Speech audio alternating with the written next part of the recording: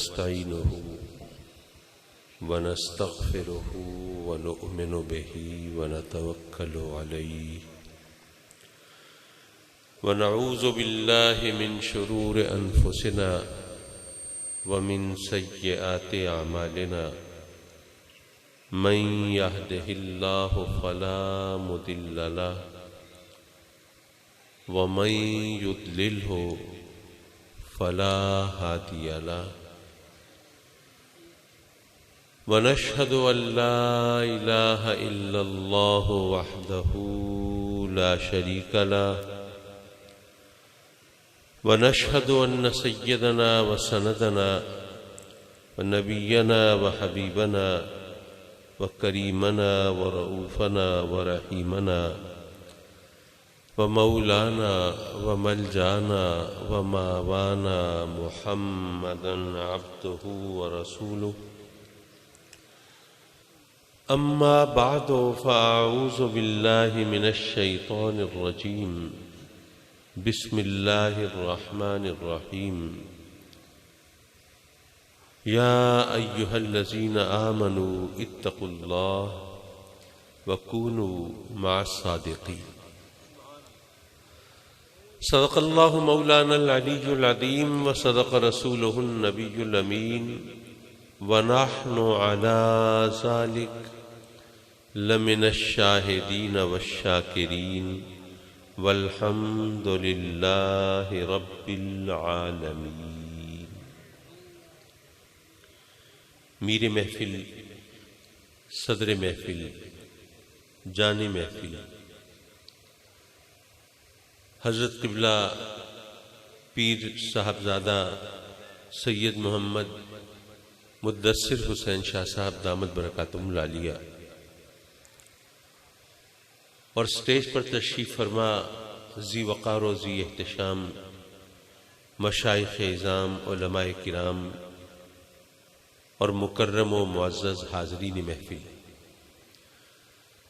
یقیناً ہم سب کی سعادتوں کی معراج ہے کہ ہمیں رب کائنات نے ایک بار پھر اس مبارک محفل میں جو عرس ہے حضرت قبلہ شاہ لاسانی پیر سید جماعت علی شاہ صاحب رحمۃ اللہ علیہ کا سعادت میسر ہو رہی ہے حاضری کی، اور میں اپنے کرم فرما و مہربان خطیب اہل سنت محترم مولانا خادم حسین خورشیدی صاحب کا شکر گزار ہوں کہ انہوں نے کوآرڈینیٹر کے طور پر کام کر کے اس محفل میں میری حاضری یقینی بنائی اور مجھے سہارا بھی دیتے رہے۔ آج ملتان میں بڑی سخت بارش تھی اور موسم کے تیور دیکھ کے لگتا تھا کہ یہ شاید جہاں تک صورتحال ایسی ہوگی تو 2-3 دفعہ فون کیے کہ اگر ایسا معاملہ ہو تو میں میری معذرت قبول کر لیجئے، لیکن انہوں نے بتایا کہ نہیں، یہاں پہ الحمدللہ حالات بہتر ہیں اور محفل خوب جمی ہوئی ہے اور سجی ہوئی ہے۔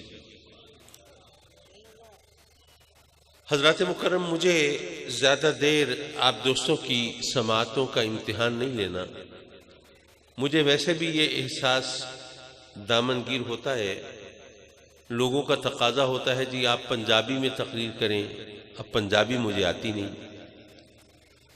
لوگ کہتے ہیں جی اردو کی تقریر ہمیں سمجھ نہیں آتی، لیکن ایک بات مجھے سمجھ نہیں آتی کہ اردو کے ٹی وی ڈرامے تو آپ بخوبی سمجھ لیتے ہیں، تقریریں سمجھ نہیں آتی آپ کو۔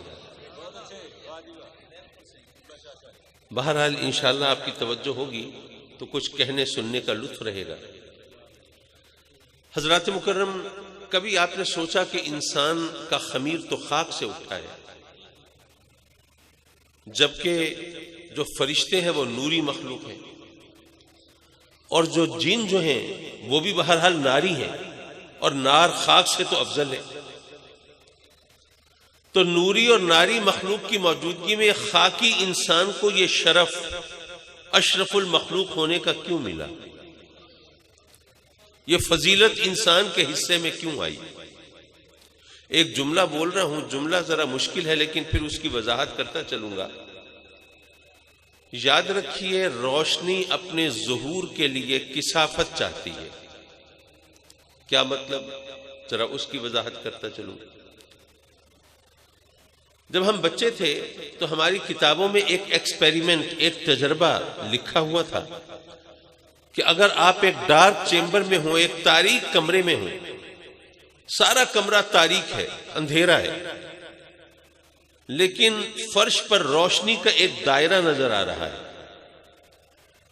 اور آپ کو یہ پتہ نہیں چل رہا کہ روشنی آ کہاں سے رہی ہے، تو آپ یہ جاننا چاہتے ہیں کہ روشنی کہاں سے آ رہی ہے، اس کے راستے کا تعین کرنا چاہتے ہیں۔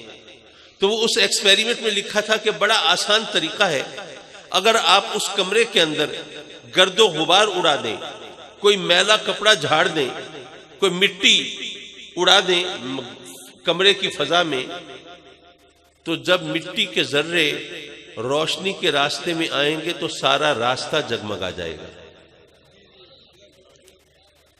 اس راستے سے روشنی پہلے بھی گزر رہی تھی، لیکن روشنی کا پتہ نہیں چل رہا تھا۔ وہ روشنی کا احساس اس وقت ہوا جب اس کے راستے میں مٹی آئی ہے، گرد آئی ہے، غبار آیا ہے، تو روشنی اپنے ظہور کے لیے کثافت چاہتی ہے، تو انوار الوہیت کو ظاہر ہونا تھا، تجلیات یزداں کو ظاہر ہونا تھا، تو اس کے ظہور کے لیے کثافت درکار تھی۔ لیکن یاد رکھیے کثافت بھی دو طرح کی ہوتی ہے۔ آپ کو شاید کبھی تجربہ ہوا ہو، گاڑی میں، کار میں جا رہے ہیں، کوئی چیز شیشے سے باہر پھینکنا چاہتے ہیں، آپ نے پھینکنے کے لیے ہاتھ بڑھایا، آپ کا ہاتھ ٹکرا گیا شیشے سے، اوہو، خیال ہی نہیں رہا، شیشہ بند تھا، شیشہ اتنا ٹرانسپیرنٹ تھا، اتنا شفاف تھا کہ اس کے وجود کا احساس نہیں ہوا، آپ نے جلدی سے پھر شیشہ کھولا اور چیز باہر پھینک دی۔ اب وہ شیشہ جس کے وجود کا احساس نہیں ہو رہا تھا، اس کو ظاہر کرنے کے دو طریقے ہیں۔ ایک طریقہ تو یہ ہے کہ اس کے اوپر گارا لیپ دیجئے، شیشہ ظاہر ہو جائے گا۔ جب شیشے پر گارا لپا ہوا ہو تو کیا پھر بھی دھوکہ ہوگا کہ شیشہ کھلا ہے یا بند ہے؟ نہیں، وہ تو ظاہر ہو جائے گا۔ ایک اور طریقہ بھی ہے، وہ طریقہ یہ ہے کہ وہ شیشہ لے کے آپ چلے جائیں کسی آئینہ گر کی دکان پر۔ شیشے اور آئینے کا فرق آپ جانتے ہیں نا، جس میں سے روشنی گزر جائے وہ شیشہ ہے، اور جس سے منعکس ہو جائے، جس میں چہرہ دیکھا جا سکے، وہ آئینہ ہے۔ آپ وہ شیشہ لے کر گئے آئینہ گر کی دکان پہ اور اس سے کہا کہ اس کو سیکل کر دیں، پالش کر دیں۔ اس نے اس کے ایک طرف مسالہ لگایا، وہ مسالہ بھی کثیف ہے، پیالی میں رکھا ہوا ہے، پتہ چل رہا ہے، لیکن جب وہ اس مسالہ اپلائی کیا، وہ پالش کیا، سیکل کیا، وہ شیشہ آئینے میں تبدیل ہو گیا۔ اب اگر کار کی کھڑکی میں شیشے کی بجائے آئینہ لگا ہوا ہو تو کیا دھوکہ ہوگا کہ شیشہ کھلا ہے یا بند ہے؟ نہیں، اب بھی شیشہ ظاہر ہو گیا۔ لیکن ایک اب کثافت، وہ مٹی کا گارا لیپا تھا، وہ بھی کثافت ہے، اس کے مسالہ لگا کے پالش کیا، یہ بھی کثافت ہے۔ فرق یہ ہے، ایک کثافت وہ ہے جس سے شیشہ اندھا ہو گیا ہے، اور ایک کثافت وہ ہے جس سے شیشہ آئینہ بن گیا ہے۔ حضرات مکرم، آپ نے کبھی غور کیا کہ اللہ تو ہر جگہ ہے، ہر جگہ ہے نا، لیکن اللہ کا چرچا وہاں پہ ہوتا ہے جہاں اللہ والے ہوتے ہیں۔ اللہ تو ہر جگہ ہے، لیکن چرچا وہاں پہ ہوتا ہے جہاں اللہ والے ہوتے ہیں۔ دراصل بات یہ ہے کہ جو آئینہ ہے اس کی ایک خصوصیت ہے، جب روشنی آئینے کے مقابل آتی ہے تو بڑھ جاتی ہے۔ کبھی آپ تجربہ کر کے دیکھ لیجئے، ماشاءاللہ لوڈ شیڈنگ تو ہمارے ملک میں کوئی نئی چیز تو نہیں ہے۔ اگر لوڈ شیڈنگ ہو رہی ہو اور رات کا وقت ہو اور گھپ اندھیرا ہو، اور آپ ایک موم بتی جلا کر کمرے کے کونے میں رکھ دیں تو بڑی مدھم سی روشنی ہوگی، لیکن وہی موم بتی آپ کمرے کے کونے سے اٹھا کر ڈریسنگ ٹیبل پر آئینے کے سامنے رکھ دیں تو روشنی بڑھ جائے گی۔ لاہور آپ سے زیادہ دور تو نہیں ہے، وہاں شیش محل ہے شاہی قلعے میں، وہاں چھوٹے چھوٹے آئینے ہر جگہ چپکے ہوئے ہیں، اس میں ایک موم بتی روشن کریں پورا شیش محل جگمگا جاتا ہے۔ تو یارو آئینے کی یہ خصوصیت ہے کہ روشنی جب آئینے کے مقابل آتی ہے تو بڑھ جاتی ہے۔ تو اللہ والے وہ ہیں جنہوں نے وہ کثافت اپنائی ہے جس سے شیشہ دل آئینہ ہو گیا ہے۔ تو جب کسی علاقے میں کوئی ایسی ہستی پہنچتی ہے جس کا شیشہ دل آئینہ ہو گیا ہو تو وہاں پھر روشنی بڑھ جاتی ہے، پھر اللہ تو پہلے بھی ہے لیکن پھر اللہ اللہ ہونے لگتا ہے۔ حضرات محترم، میں نے جو آیہ کریمہ آپ کے سامنے تلاوت کی اس کے پس منظر میں مختصر سی گفتگو، ویسے بھی کہتے ہیں کہ بسیار خوری اور بسیار گوئی، زیادہ کھانا اور زیادہ بولنا بچوں کا کام ہوتا ہے۔ اب میری عمر تک پہنچتے پہنچتے آدمی کو عقل آ جاتی ہے، تو اس لیے میں کچھ کم گوئی پر اکتفا کرنا چاہتا ہوں۔ رب کائنات نے فرمایا یا ایھا الذین آمنو، اے ایمان والو، اتقوا اللہ، اللہ سے ڈرو، وکونوا مع الصادقین، اور سچوں کے ساتھ ہو جاؤ۔ میں سوچنے لگا یہ قرآن کا انداز بیان بھی خوب ہے۔ اگر میں اپنے بچے کو نصیحت کرنا چاہوں سچ کے حوالے سے تو ان کو یہی کہوں گا کہ بیٹے سچ بولو، بیٹے سچ کا دامن پکڑو، سچ کا راستہ اختیار کرو، سچے بنو۔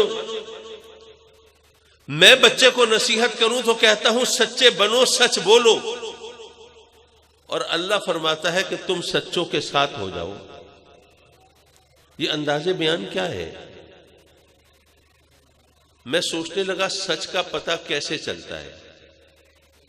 اگر ایک عدالت میں کسی وقوعے کے حوالے سے 3 گواہ پیش ہو، ایک گواہ کہے کہ جی میرا اندازہ ہے، میرا خیال ہے، مجھے گمان ہے واقعہ یوں ہوا تھا۔ دوسرا کہے نہیں جناب میں نے سنا تھا، لوگ آپس میں باتیں کر رہے تھے، وہ بتا رہے تھے کہ واقعہ یوں ہوا تھا۔ اور تیسرا کہے کہ جناب میں تو چشمدید گواہ ہوں، میں نے اپنی آنکھوں سے دیکھا واقعہ یوں ہوا تھا۔ تو عدالت کس کا اعتبار کرے گی؟ جو چشمدید گواہ ہے۔ اس کا مطلب یہ ہوا کہ ورڈکٹ آف دا کورٹ یہ ہے، عدالت کا فیصلہ یہ ہے کہ سچ کا پتہ آنکھ سے چلتا ہے۔ میں سوچنے لگا کیا آنکھ غلط نہیں دیکھتی؟ رات کا وقت ہو، 14ویں کا چاند آب و تاب کے ساتھ چمکتا ہو، اور آپ اپنے بچے کو موٹر سائیکل پہ سیر کرانے کے لیے لے چلیں، ٹھنڈی ہوا لوریاں بھی دے رہی ہو، جگا بھی رہی ہو، بچے ترنگ میں آ کے کہے ابو دیکھیں کتنا مزہ آ رہا ہے، آج تو چاند بھی ہمارے ساتھ ساتھ چل رہا ہے۔ اس وقت کوئی شیخ الحدیث و تفسیر کھڑے ہو سڑک کے کنارے اپنے چاہنے والوں کے ہجوم میں، بچے کی بات سنی تو ہنس پڑے، کہنے لگے دیکھو بچے بھی کتنے سیدھے سادے ہوتے ہیں، کہتا ہے چاند ہمارے ساتھ چل رہا ہے، دیکھ لو چاند تو ہمارے ساتھ کھڑا ہے۔ اب ایک شخص کہتا ہے کہ چاند ہمارے ساتھ کھڑا ہے، دوسرا کہتا ہے کہ چاند ہمارے ساتھ چلتا ہے، ذرا بتاؤ تو صحیح کون سچا ہے؟ یاد رہے کہ دونوں چشمدید گواہ ہیں۔ مولا ہمیں تو سچ کا پتہ بھی نہیں چلتا، آنکھ بھی ہماری غلط دیکھتی ہے، ہمیں سچ کا پتہ کیسے چلے؟ یار لوگوں نے کہا کہ آدمی صاحب آپ تو اچھے بھلے سمجھدار آدمی ہیں، عقل مند آدمی ہیں، آپ فکر کیوں کرتے ہیں؟ بے وقوفوں کو یہ خیال ہو کہ سچ کا پتہ نہیں چلتا تو اور بات ہے، لیکن جو عقل والا ہے اس کی عقل بتا دیتی ہے کہ آنکھ نے غلط دیکھا ہے، چاند نہیں چل رہا، سواری چل رہی ہے۔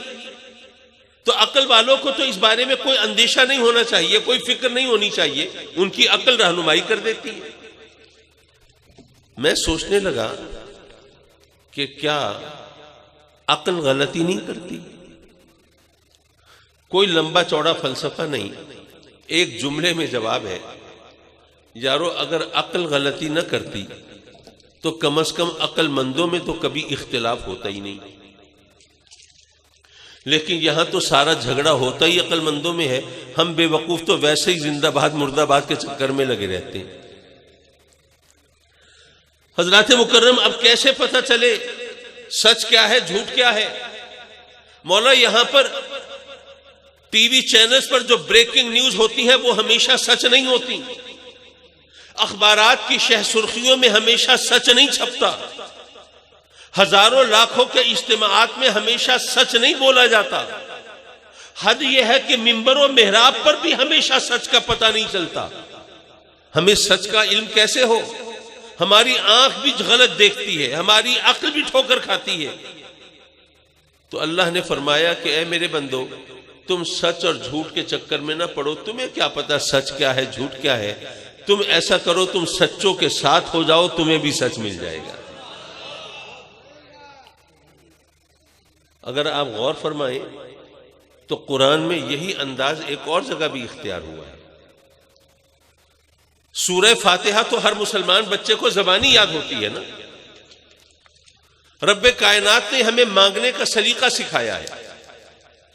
اگر مانگنا نہ آتا ہو تو آدمی محروم رہ جاتا ہے. مانگنے کے لیے فن چاہیے. میں تو ملتان سے آیا ہوں اور آپ کو پتا ہوگا ملتان مشہور ہے 4 چیزوں کے لیے: گرد، گرما، گدھا اور گورستان. اچھا، لیکن اگر ملتان گدھا گروں کے لیے مشہور ہے تو میرا خیال ہے کہ علی پور سیدہ کے لوگوں کو بھی احساس کمتری کا شکار ہونے کی ضرورت نہیں. ہم بحیثیت پاکستانی بین الاقوامی گداگروں کی صف اولین میں بڑا ممتاز مقام رکھتے ہیں. بہرحال میں سیاست نہیں بول رہا، میں تو دل کے پھپھولے پھوڑ رہا تھا. لیکن وہ چوتھی کھونٹ ہے، ادھر جانا منع ہے، میں ادھر کا رخ نہیں کرتا. حضرات مکرم، مانگنا ایک فن ہے. کسی سے مانگنا ہو تو اس کے جیب سے پیسہ نکلوانا کوئی آسان کام تو نہیں. آپ نے دیکھا ہوگا ہسپتالوں کے باہر جو فقیر ہوتے ہیں وہ صحت کی دعا دے رہے ہوتے ہیں، اور کوچ سٹیشن اور ایئرپورٹ اور ریلوے اسٹیشن کے باہر جو فقیر ہوتے ہیں وہ بخیر سفر کی دعا دے رہے ہوتے ہیں. اگر کوئی باپ بچے کی انگلی پکڑ کے جا رہا ہو تو اسے کہتے ہیں کہ جی بچے کی اللہ بچے کی عمر میں برکت دے، اس کے سر کا صدقہ بھی دیتے جاؤ. کوئی ینگ کپل جا رہا ہو، نوجوان جوڑا، تو آواز لگاتے ہیں کہ جو اللہ جوڑی سلامت رکھے. مجھے یاد ہے ہمارے بچپن میں، اب مجھے نہیں پتا یہ رواج ہے یا نہیں ہے، اس وقت فقیر دروازے پہ آ کر صدا لگاتے تھے، گھر کی خیر، گھر والوں کی خیر، منگتے کا بھلا ہو. یہ طریقہ تھا. تو یارو، مانگنا ایک آرٹ ہے. رب کائنات نے گویا یہ فرمایا کہ اے میرے بندو، تم میں سے کوئی میری رحمت سے اس لیے محروم رہ جائے کہ اسے مانگنا نہیں آتا تھا، یہ مجھے زیب نہیں دیتا، میں مانگنے کا سلیقہ خود سکھا دیتا ہوں. سورہ فاتحہ مانگنے کا وہ طریقہ ہے جو رب کائنات نے اپنے بندوں کو سکھایا ہے. پہلے تعریف کی جاتی ہے سخی کی. جس سے مانگنے گئے ہو پہلے اس کی تعریف کرو، جی آپ بڑے سخی ہیں، بڑے فیاض ہیں، آپ تو بڑے دیالو ہیں، بڑا چرچا ہے آپ کا. جو لوگ کہتے ہیں جو بھی وہاں جاتا ہے پھر خالی واپس نہیں آتا ہے، جھولیاں بھر بھر کے آتا ہے. جب اس کی تعریف کر لو پھر اپنی بے کسی اور لاچاری کا نقشہ کھینچو. جی میں تو غریب ہوں، نادار ہوں، کلاش ہوں، کنگال ہوں، بے حیثیت ہوں، گھر میں دانے مک گئے ہیں، بچے بے روزگار ہیں، بچیاں جوان ہیں، ہاتھ پیلا کرنا مشکل ہے، جہیز کا انتظام کہاں سے کروں. اپنی لاچاری بے کسی کا نقشہ کھینچنے کے بعد پھر جو سوچ کے گئے ہو کہ یہ مانگنا ہے، پھر اس کا اظہار کرو، پھر کچھ نہ کچھ مل جاتا ہے. تو سورہ فاتحہ میں بھی رب کائنات نے ہمیں مانگنے کا سلیقہ سکھایا ہے. پہلے اس کی تعریف کرو، الحمدللہ رب العالمین. اور اگر آپ غور فرمائیں تو تمام تعریفیں اس ایک جملے میں سمیٹ دی گئی ہیں. تمام تعریفیں ہیں اللہ کے لیے جو تمام جہانوں کا رب ہے. رب کہتے ہیں پالنے والے کو. اگر کوئی بچہ ہو، شائستہ بچہ ہو، اس کے عادات اطوار بڑی پاکیزہ ہوں، بولنے کا انداز بڑا نفیس ہو، تو لوگ کہتے ہیں یار کسی اچھے گھر کا بچہ ہے، اچھے والدین کے ہاتھوں پرورش ہوئی ہے. خوبی دیکھی ہے بچے میں، اچھائی دیکھی ہے بچے میں، کمال دیکھا ہے بچے میں، شائستگی دیکھی ہے بچے میں، لیکن تعریف ہو رہی ہے پالنے والوں کی. تو یارو یہ ایک انداز ہے، طریقہ ہے کہ جب کہیں اچھائی ہو تو سمجھ جاتے ہیں کہ اس کا پالنے والا صحیح ہے. تو رب کائنات فرماتا ہے تمام تعریفیں اللہ کے لیے ہیں، کیونکہ وہ تمام جہانوں کا پالنے والا ہے. جہاں بھی خوبی ہوگی، کمال ہوگی، حسن ہوگا، جمال ہوگا، وہ اس کا کریڈٹ اسی کو جائے گا. تمام تعریفیں سمیٹ کے رکھ دی ایک جملے میں. الرحمن الرحیم، وہ رحمان بھی ہے، وہ رحیم بھی ہے، وہ بدلے کے دن کا مالک. اس کی تعریف کر لی. اب ذرا اپنی بے کسی لاچاری کا نقشہ بھی کھینچو. ایاک نعبد و ایاک نستعین، مولا ہم تیری دہلیز پر جبیں سائی کرنے والے، تیری چوکھٹ پہ ماتھا رگڑنے والے، تیری بارگاہ میں جھولی پھیلانے والے، مولا ہم تیری عبادت کرنے والے اور تیرے ہی سامنے دستے سوال دراز کرنے والے. جب اپنی عاجزی کا اظہار کر بیٹھے تو اب سوال کرو اہدنا الصراط المستقیم، مولا ہمیں ہدایت عطا فرما. ہمیں سبق دیا کہ دیکھو ویسے تو تم مجھ سے بہت کچھ مانگتے ہو، اور ظاہر ہے مجھ سے نہیں مانگو گے تو کس سے مانگو گے؟ تم مجھ سے زمین مانگتے ہو، جائیداد مانگتے ہو، مال مانگتے ہو، دولت مانگتے ہو، پیسہ مانگتے ہو، عزت مانگتے ہو، وقار مانگتے ہو، گھر مانگتے ہو، گھر والی مانگتے ہو، اولاد مانگتے ہو، پھر اس کا روشن بہتر مستقبل مانگتے ہو، تم عہدہ مانگتے ہو، منصب مانگتے ہو، یہ تمام چیزیں مجھ سے مانگتے ہو، لیکن یہ تم اپنی مرضی سے مانگتے ہو. لیکن جو مانگنے کا میں تمہیں حکم دیتا ہوں وہ کیا ہے؟ تم مجھ سے ہدایت مانگو. ان دونوں میں فرق کیا ہے؟ کچھ ہم اپنی مرضی سے مانگ رہے ہیں، کچھ اس کے حکم پہ مانگ رہے ہیں.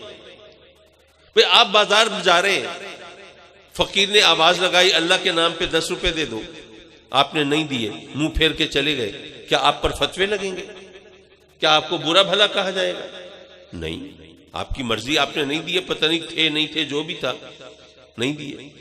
لیکن اگر آپ بازار جاتے ہوئے خود کسی فقیر کو، بھکاری کو بلائیں اور کہیں کہ ہاں بھائی مجھ سے 10 لاکھ روپے مانگ لو، وہ تو جناب وہیں پہ اس نے آپ کے پاؤں پکڑے، ہاتھ جوڑے، غریب نواز بندہ پرور لجپال کرم فرمائے مجھے 10 لاکھ روپے دے دیں، میں میرے سارے بچے وہ ساری زندگی آپ کو دعائیں دیں گے، آپ کی غلامی کریں گے.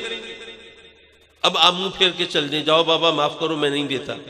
اب آپ کو لوگ برا کہیں گے کہ نہیں کہیں گے؟ کہیں گے.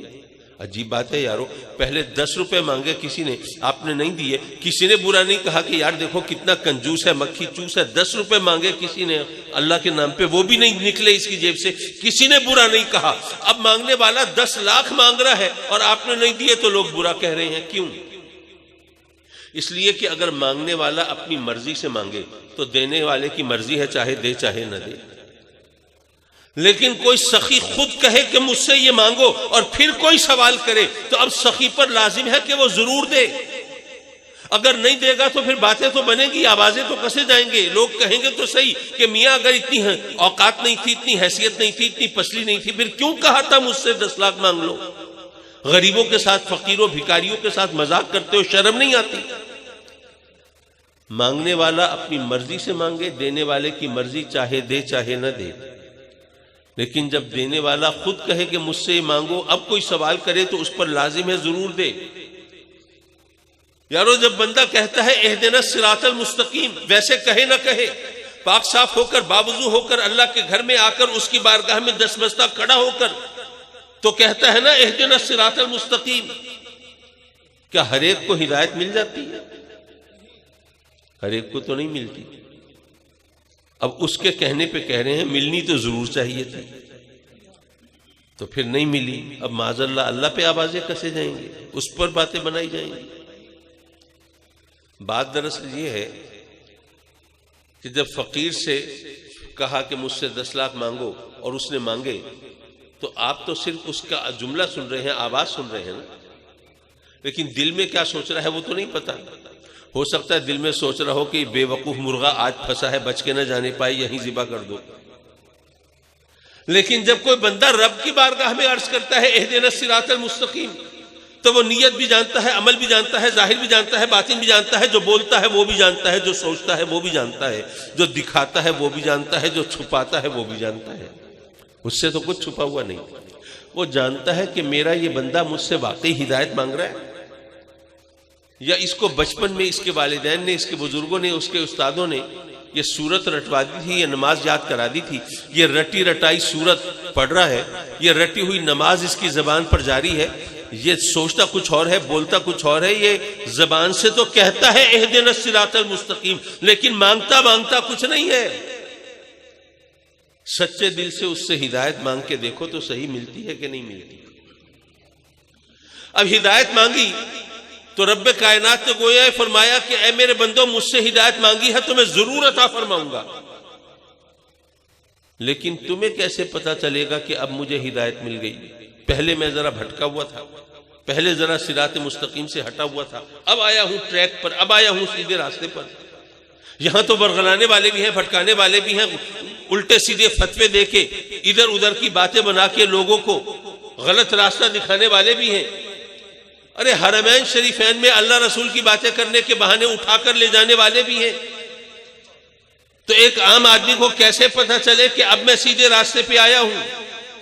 تو اللہ نے گویا یہ فرمایا کہ اے میرے بندو، جب مجھ سے ہدایت مانگی ہے تو اتنے آسان طریقے سے ہدایت دوں گا کہ پھر بھٹکنے کا کوئی راستہ بچے گا نہیں۔ وہ کیسے؟ جب مجھ سے ہدایت مانگو تو اپنی زبان سے کہو صراط الذین انعمت علیہم، مولا ان کی راہ پر چلا دے جن پر تیرا انعام ہوا۔ یہ کتنا آسان راستہ ہے، اس کو ایک مثال کے ذریعے سمجھیے۔ دیکھیے فرض کیجئے آپ کا کوئی عزیز آ رہا ہو لاہور ایئرپورٹ پر، آپ کو ریسیو کرنے کے لیے جانا ہے، آپ کے پاس اپنی گاڑی ہے، اپنی سواری ہے، اپنا ڈرائیور ہے، آپ یہاں سے لاہور روانہ ہوتے ہیں۔ جب لاہور شہر میں انٹر ہوتے ہیں، گاڑی کھڑی کرتے ہیں، لوگوں سے پوچھتے ہیں بھائی ذرا ایئرپورٹ کا راستہ تو بتا دو، میں جناب اتنی دور سے علی پور سیدہ سے آیا ہوں۔ لوگوں نے کہا یار اتنی دور سے آیا ہے، اس کو صحیح طرح راستہ بتا دیں۔ بتانا شروع کیا، دیکھیے بھائی یہ راؤنڈ اباؤٹ نظر آ رہا ہے، اس سے سیدھے چلے جائیے، آگے ایک چوک آئے گا اس سے لیفٹ مڑ جائیے گا، آگے ایک فلائی اوور آئے گا اس کے اوپر سے گزر جائیے گا، پھر ایک راؤنڈ اباؤٹ آئے گا اس سے یوں مڑ جائیے گا، پھر ایک فلائی اوور آئے گا۔ آپ سن کے حیران پریشان، بھائی میں علی پور سیدہ سے آیا ہوں، چھوٹی سی جگہ ہے، وہاں اتنے فلائی اوور نہیں ہے، وہاں اتنے چوک بھی نہیں ہے، اتنے راؤنڈ اباؤٹ بھی نہیں ہے، اتنی ٹریفک بھی نہیں ہے، اتنے راستے بھی نہیں ہیں، اتنی گاڑیاں بھی نہیں ہیں۔ بھائی میں اتنی دور سے آیا کھڑا ہوں، اب 5-10 کلومیٹر کی بات رہ گئی ہے، خدا کے لیے مجھے ایئرپورٹ پہنچا دو۔ ایک بندہ آپ کی پریشانی دیکھ کے آپ کے پاس آیا، بہت پریشان ہو، ایئرپورٹ جانا ہے، پریشان نہ ہو، تمہاری خوش نصیبی اتفاق سے میں بھی ایئرپورٹ جا رہا ہوں، تو ایسا کرو اپنی گاڑی میری گاڑی کے پیچھے لگا لو، سیدھے ایئرپورٹ پہنچ جائیں گے۔ راؤنڈ اباؤٹ کراس کرنا ہے یا مڑنا ہے سوچنے کی ضرورت نہیں، چوک سے کون سی سڑک پکڑنی ہے پوچھنے کی حاجت نہیں، فلائی اوور کے اوپر جانا ہے نیچے سے گزرنا ہے استخارے کی بھی کوئی تک نہیں، جگہ جگہ رک کر لوگوں سے راستہ پوچھنے کی بھی کوئی ضرورت نہیں ہے۔ بس اتنا کرنا، اپنی گاڑی میری گاڑی کے پیچھے رکھنا، ادھر ادھر مت ہو جانا، سیدھے ایئرپورٹ پہنچ جائیں گے۔ اللہ نے بھی فرمایا کہ اے میرے بندو تمہیں کیا پتا ہدایت کا راستہ کون سا ہے، بس ایسا کرو میرے انعام یافتہ بندوں کے پیچھے چل پڑو، تمہیں بھی ہدایت مل جائے گی۔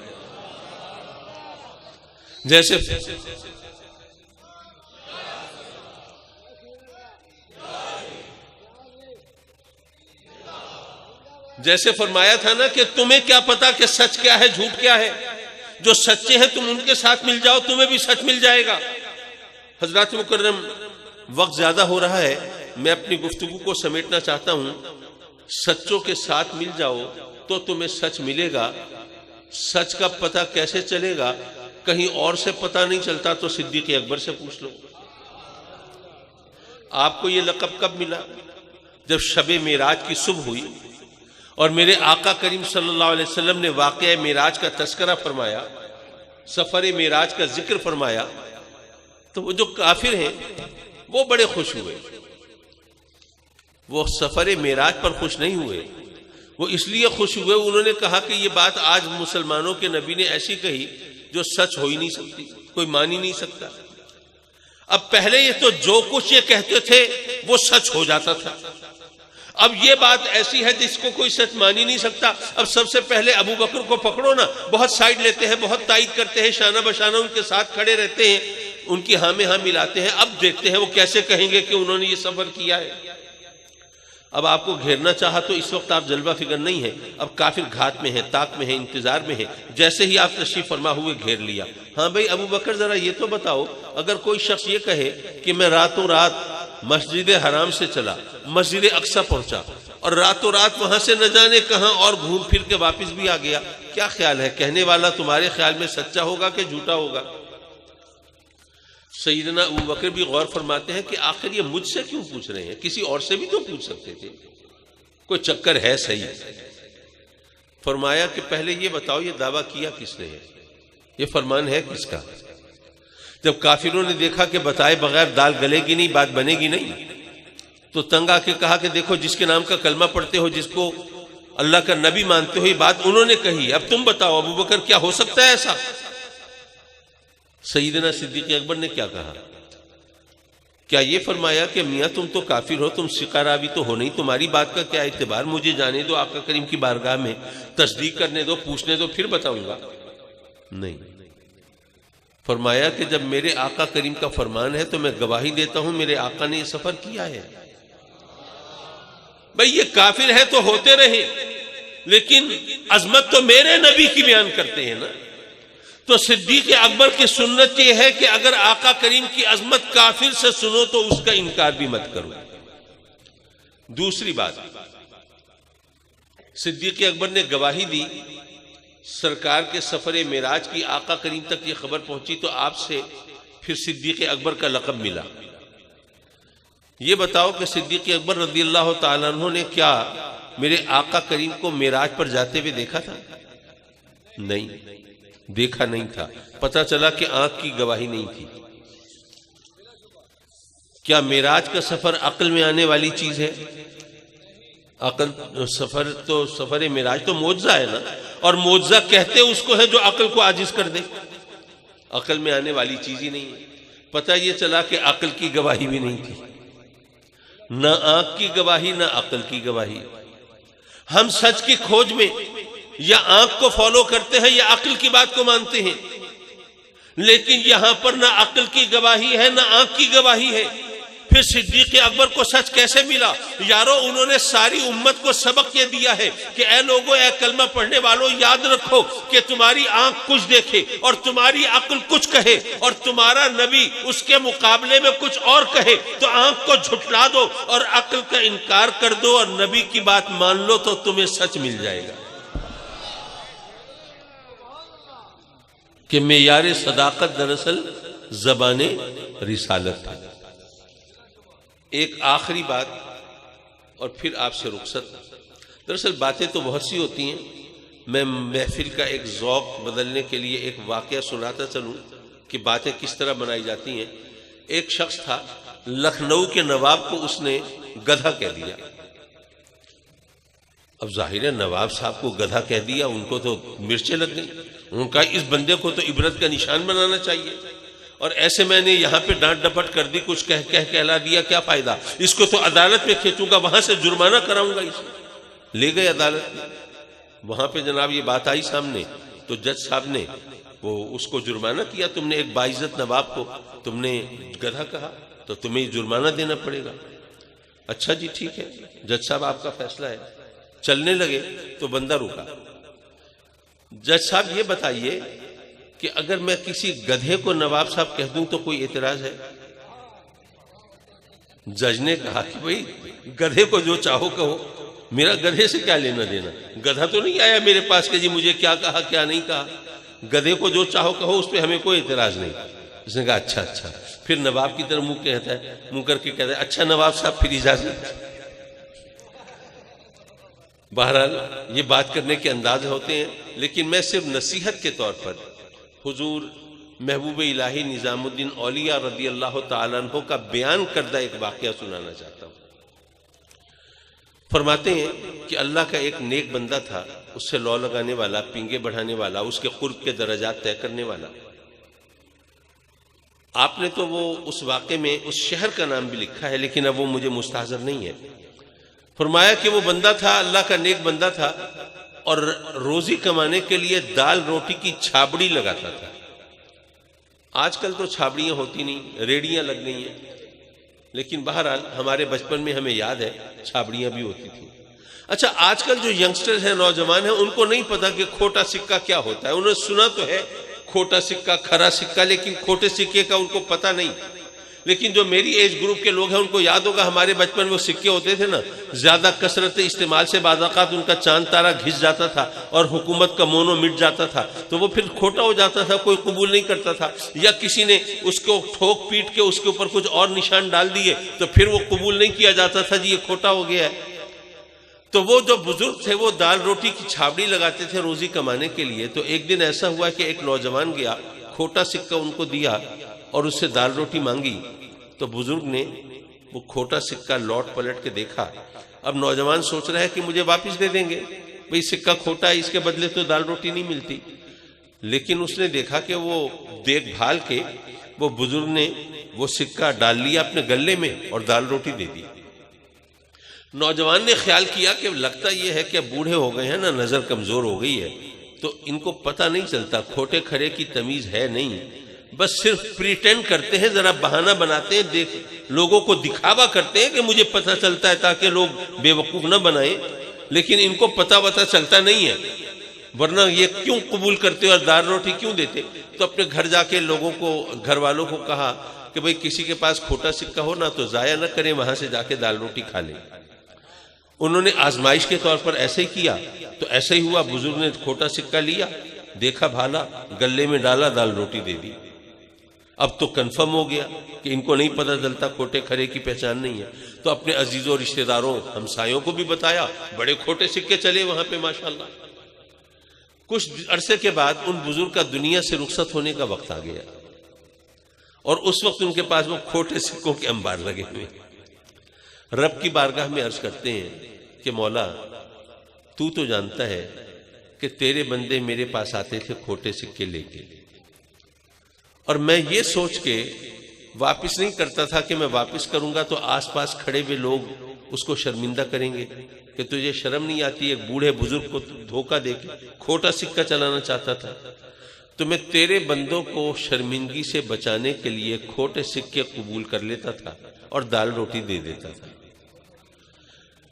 مولا اب میں دنیا سے رخصت ہونے والا ہوں، میری جھولی میں کچھ اعمال ہیں، روزے بھی ہیں، نمازیں بھی ہیں، صدقات بھی ہیں، خیرات بھی ہیں، لیکن مولا مجھ سے بہتر کون جانتا ہے کہ سب کھوٹے سکے ہیں. پر مولا یہ جاننے کے باوجود اگر میں تیری بارگاہ میں حاضری کے لیے تیار ہوں تو اس کی وجہ یہ ہے کہ میں سوچتا ہوں کہ میں تو تیرا عاجز گناہگار بندہ، اگر میں تیرے بندوں کو ندامت سے بچانے کے لیے وہ کھوٹے سکے قبول کر لیتا تھا تو مولا کیا تو اپنے اس بندے کو ندامت سے بچانے کے لیے اس کے کھوٹے سکے قبول نہیں فرمائے گا؟ یارو جو اللہ والے ہوتے ہیں ان کو اپنے زہد و تقوی پہ ناز نہیں ہوتا، اپنی عبادت پہ غرور نہیں ہوتا، اور اپنی پارسائی پہ فخر نہیں ہوتا. بس ان کو اگر بھروسہ ہوتا ہے تو اپنے رب کی رحمت پہ ہوتا ہے.